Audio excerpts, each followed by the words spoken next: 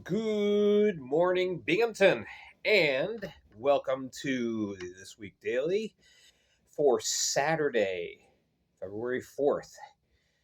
All right, last night was pretty darn good as far as the Black Bears are concerned. Uh, we came out with an 8-2 win over the Delaware Rumble, and just a couple of little notes. Not going to do a major recap, but um, of course, Taylor Joseph gets his first win. 27 saves out of a possible 29. It wasn't really heavily tested. Um, he did make about 4 or 5 good quality saves, I thought, and he looked comfortable, so that's good. Really, after that first period, in which both teams really kind of seemed like they were feeling each other out.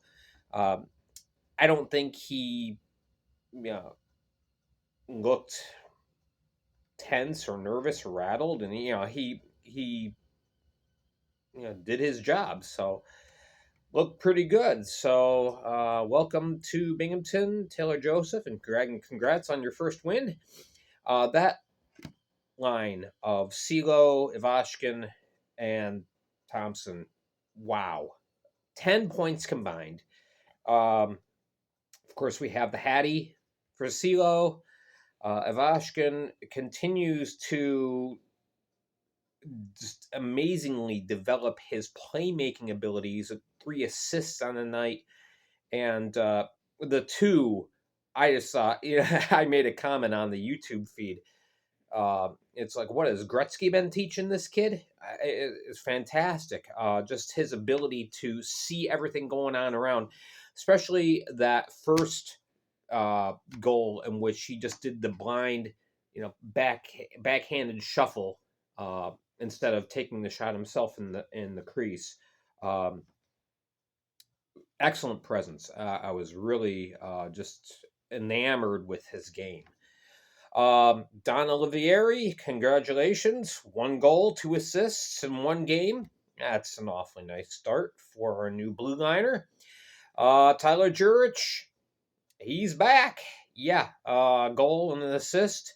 So he has 5 more to go to catch Ahmed Mahfouz now on top of the FPHL leaderboard. Which, if you watched the interview that Sean Johnson did with him for Bench Minor Hockey this last Thursday, which, by the way, you can catch that on YouTube. Just go to Bench Minor Hockey.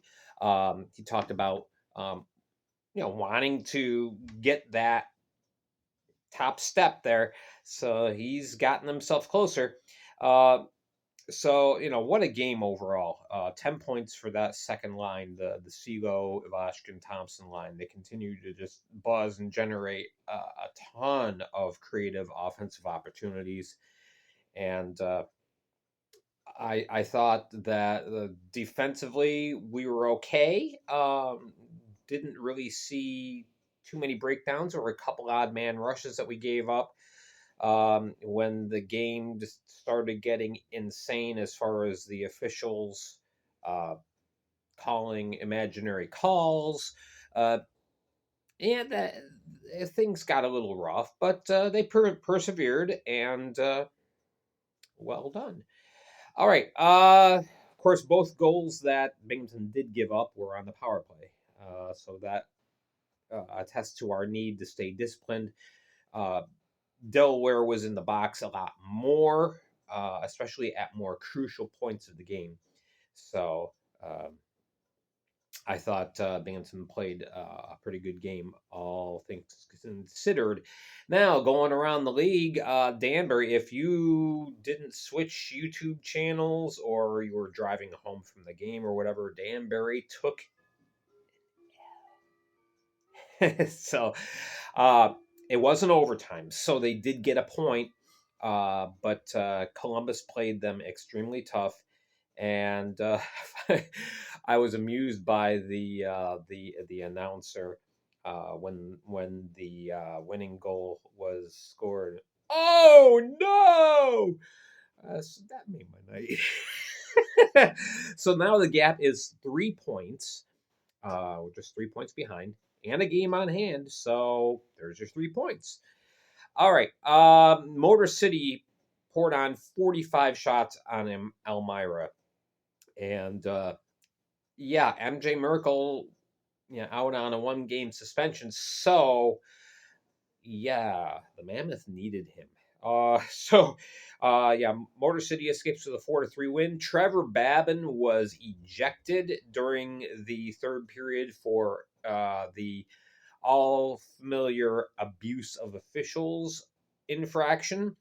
Um, for some reason, the FPHL website listed that infraction twice. They're like 2-minute minor abuse of officials, 10-minute abusive official, 10-minute abusive official. So that says to me that could be some supplemental disciplinary action taking place. We will find out Monday morning. All right. Watertown, they took a 3-1 lead against Carolina at the end of the first, but then they just let it slip away. Fell behind 4-3. And Larry Yelney tied it up with 68 seconds left. I watched the end of this game as well. And but Carolina ends up winning it in a shootout. Very exciting game. And Watertown played well. But all told, in the Empire Division, Binghamton was the only team to come away with the W. So, taking a brief look at the standings, Danbury have played 33 games, have won 24, 72 points, winning percentage of 727, and a goal differential of 53. I mentioned all those numbers because of the tiebreakers. And this is where things start to get interesting because we look at Binghamton having a game in hand, 32 games played, 1 loss down, 23 points, only 3 down, which is a game, 69 points, and winning percentage is now 719, just 0.008 behind Danbury, and we have a better goal differential. So whereas maybe 3-4 weeks ago, we're trailing by 8 or 9 points, things weren't looking good, and I thought, oh, maybe we have second place kind of locked up. Binghamton is definitely within striking distance, of first place. So very well played game. Season is going well.